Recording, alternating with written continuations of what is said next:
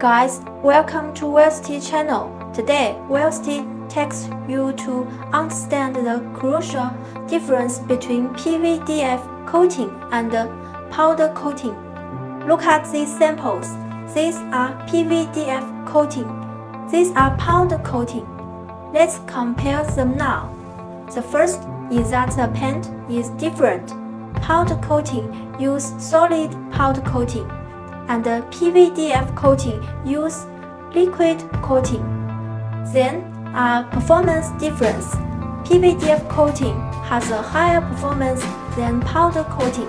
It has good wear resistance and can adapt to severe weather changes.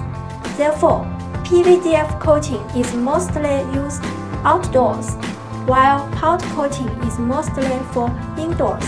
More film thickness difference.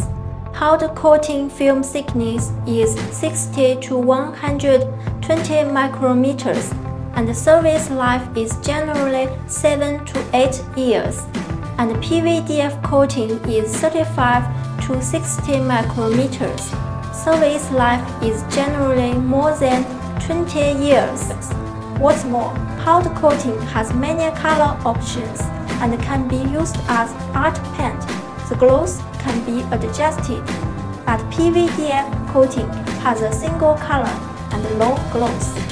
And last, the price of PVDF coating is much higher than powder coating.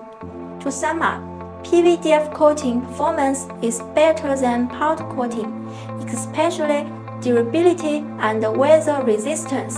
However, high price also discourages many consumers. Choose which one based on your applications and budget.